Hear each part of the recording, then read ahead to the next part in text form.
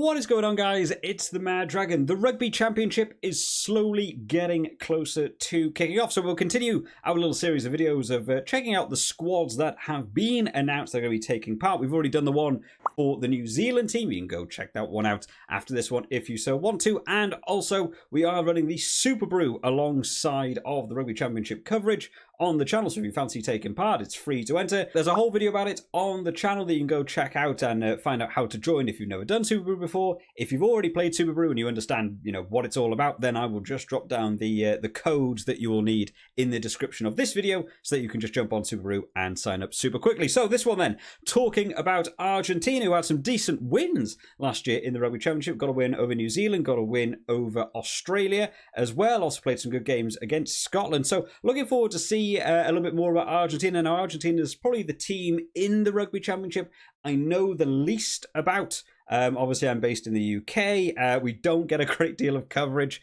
of a lot of these players, unfortunately, over here in terms of TV coverage in the UK. So we'll go through the team pretty quickly. We'll talk about any of the players that I know and maybe what we can expect, some players starting, going up in their opening game versus New Zealand. So I'll move myself over here just because the graphic for the Argentina team is so enormous. I could have made my own, but it's easy just to take them from their own website. So a big team named by the Argentina side. A lot of big names there. The cap variance is very interesting across this team. There's some players like you got Pablo Matera up there on 91 caps, and it runs all the way through. We've got players on 2 caps, 3 caps, 4 caps, 8 caps. There's a lot of people here sub 10 probably to talk about. So, leading towards that World Cup, it's good to get these lads on the field, play some international rugby against some of the best teams in the world and get them prepared for what they might be coming up against in the World Cup. Now, one thing that did become a bit apparent about the Argentine team is consistency throughout the team was normally pretty good, as I got to see them last year. They got to really stick with a pretty set team.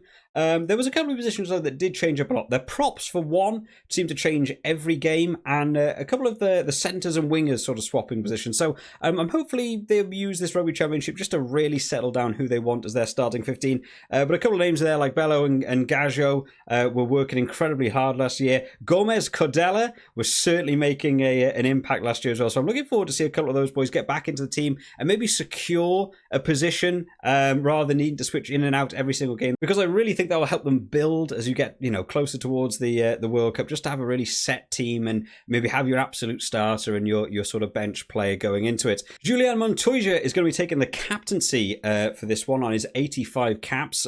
Not actually the most capped player on the team though, because of course Augustin Creevy on 97 caps. I think he's something like the most capped Argentinian player of all time or something, isn't he? So, big competition to play in that hooker position, but I assume with Julian Montoya having his 85 caps, but also the captaincy, wealth of experience, but will probably be starting most games in that front row.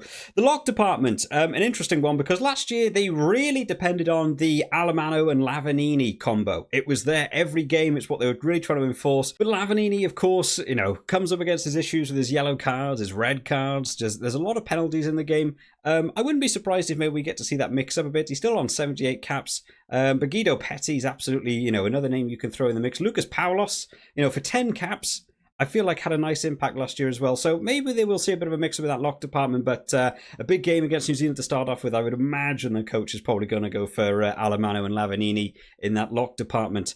The back row then, where there's a real sort of shift up here. A couple of players on 91 caps. We've got Pedro Rubiolo. Hopefully I'm getting that pronunciation sort of correct. On 1 cap, we've got Oviedo on another 1 cap, and then you've got them alongside people like Pablo Matera on 91. Really broad mix of players in there.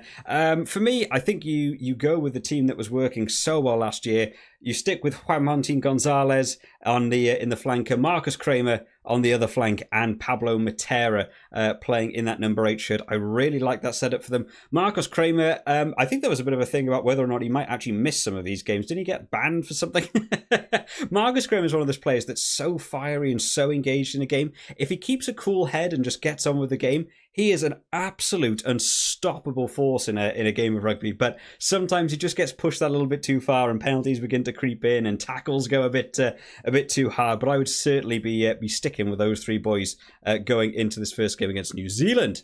In terms of the backs, then they've been supported. They had quite a few injuries last year, and it looks like they're pretty healthy going into this one. Nicolas Sanchez comes back in on his 95 caps. Interesting to think about who will be doing the kicking duties, because Boffelli is also in this team, who kicked like an absolute trooper last year. He was one of the key reasons, if you were doing the fantasy last year, Boffelli kicking was a real key attribute to scoring big points. But Nicolas Sanchez back in the team now.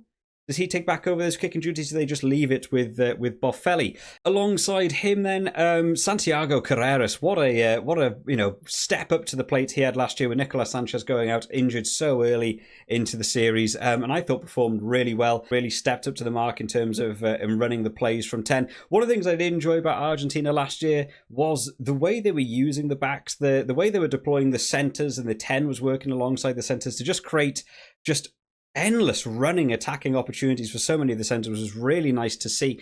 But again, they've not really sort of nailed on who they go for their centres or their wingers. It seems like they do have quite a lot of malleability in the team and people being able to move positions, but sometimes I think it comes at a bit of a detriment to Argentina. I would like to see people stay in a position, have a couple of games there, and get a little bit more used to it. But a couple of names that I am looking forward to see. Imhoff back on the wing, hopefully, because we only got to see him for a short amount of time last year, but what an impact that guy can make from the left wing. I assume Boffelli is going to be retaining right wing throughout, as in terms of just having a backup kicker whenever you need him. He's an absolute unit to have on the field, so I imagine he'll be staying there. And in terms of your fullback position, I would still be sticking with Juan Cruz Malia for me. And just hoping between the three of them, they've got the experience on the pitch now playing big international teams. I think they should be able to cope with them.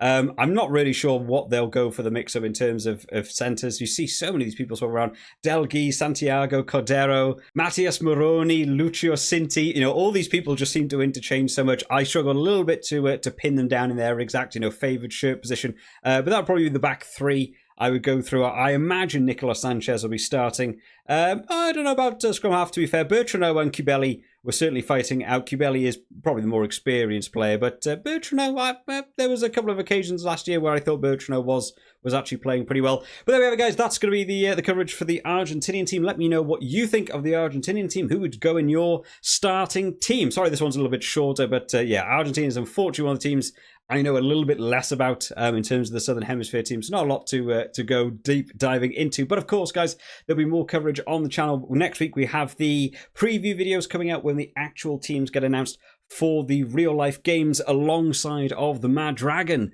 Rugby Championship that we'll be doing on Rugby 22. Those games will be coming out earlier in the week just to get you a little bit hyped up for this Rugby Championship to kick off. I'll see you all next time, guys. Bye-bye.